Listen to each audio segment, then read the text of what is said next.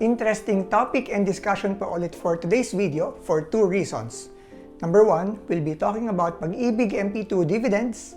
And second, may free template na naman po tayong ibibigay para sa inyo. Kung nag-iisip kayong magbukas ng MP2 account next year, or meron na kayong MP2 at interested kayong i-estimate ang dividend na maaari nyo makuha sa mga natitirang taon, then you are in the right place. This will be a simple tutorial on how to use this free calculator. Dahil 3.5 years pa lang po ako nag-invest sa MP2, wala pa po akong dividends for the 4th and 5th years malamang. And because of this, I double-checked the calculations from other YouTubers na nagdi-discuss ng MP2 computations kagaya ni OFW Power at ni Peso Pinoy. Hindi kasi malinaw kung paano talaga yung calculation for the 5th year kung hindi ka nagsimula sa January. Kay Peso Pinoy ko natutunan ng concept ng entitled months. So, in-apply ko siya dun sa calculator natin. So, special thanks kay Peso Pinoy dito sa video mo. Also, dahil sa calculator na ito, marami tayong topics na pwedeng i-discuss. Ito po ang examples. Number 1, how to estimate your MP2 dividends, which is itong video. I will teach you how to take advantage of this calculator. Second topic, January or December. May pinagkaiba ba kung magbubukas ka ng account at mag-contribute on the last month of the year, December? Or sa start of the year ka magsimula or sa January? Malaki ba yung difference in dividends? Alin yung mas malaking compounding effect? Third example topic, lump sum or regular or irregular contributions. Alin ang pinaka-okay na contribution strategy? Magkano ang difference? Magko-compound ba o hindi? And syempre, aside from these bigger topics, meron din mga FAQs. Ano yung maximum contributions? Pwede bang mag-contribute on a daily basis? Pwede ka bang magbayad in advance? And maapektuhan ba yung compounding ng dividends mo? Hindi po kasya ang isang video para pag-usapan natin lahat yan, kaya ito na ang chance nyo to request kung anong topic ang gusto nyo unahin natin or isundod natin after this video. Ayoko rin naman kasing ipilit na isingit lahat ng topics na ito into one discussion kasi baka sobrang haba ng video or kung isiksik natin, baka may mamiss tayong importante.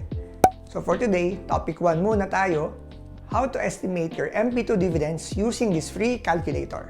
Unang-una po, pag click nyo tong link sa description box, ang lalabas po dyan ay isang template lang. Nakalak yan para hindi mabago accidentally. So, in order to use this template, follow nyo lang po itong note sa gilid. Assuming you are viewing on a computer or laptop, you may create your own copy and edit this template by going to File, Create a Copy. Medyo tricky kung nasa cellphone, so I encourage you to open this template on a computer. Okay, ito na. After nyo po ma-duplicate for your own account, the first step to use this calculator is to replace cell B2 kung kailan nyo binuksan or bubuksan ng MP2 account nyo. Hindi nyo kailangan ng exact date, month at year lang ay pwede na. July 2020 po ako nag-open ng MP2 account, so ito ang ilalagay ko sa B2. Kung mapapansin nyo, may two things na nangyari. Number 1, nag-adjust po ang dividend rates natin in this table. Hindi nyo kailangan na pumunta sa MP2 website to check yung dividend rate.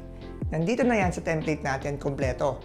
Additionally, para sa mga years na wala pang declared dividend, nag-assume lang po ako ng 5% dividend rate, which is very conservative.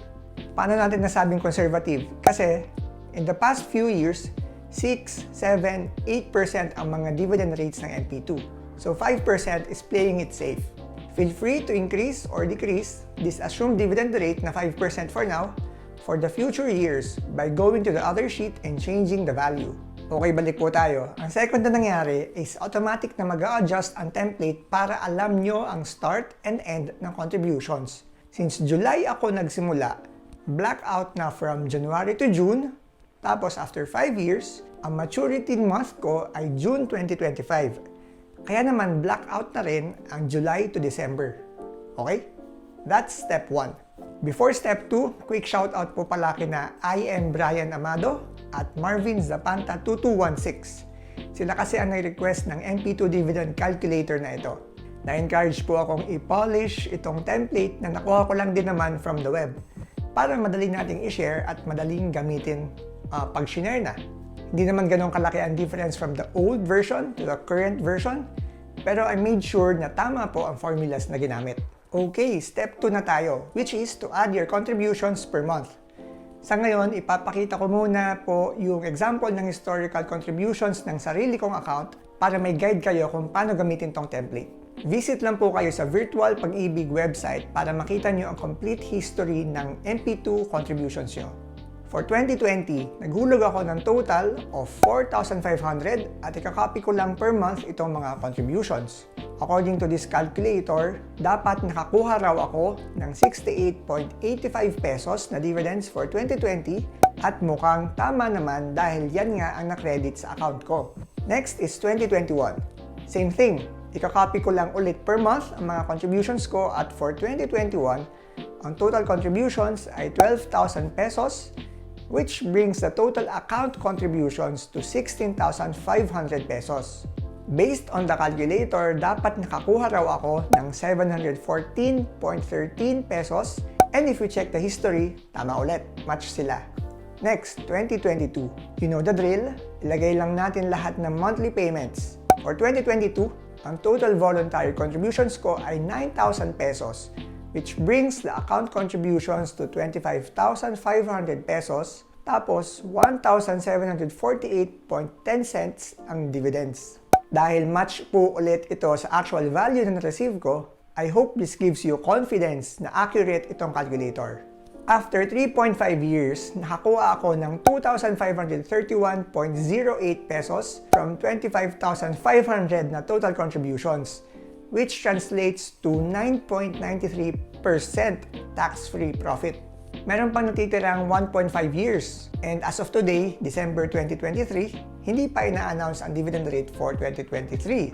Usually po sa first quarter of the following year, doon ina-announce ang dividend for the last year, for the previous year. And from previous experience, around March yan ina-announce. Dito napapasok ang assumption natin na 5% dividend rate for the remaining years. According to the calculator, if 5% ang i-announce ni Pag-ibig for 2023, 2024, at 2025, at hindi na ako maghuhulog ng additional contribution, so stay lang siya at 25,500, ang matatanggap ko pong dividends ay 1,401.55, 1,471.63, and 1,545.21 pesos respectively. Kahit hindi na ako maghulog for the remaining 1.5 years, patuloy lang sa pag-generate ng passive income itong MP2.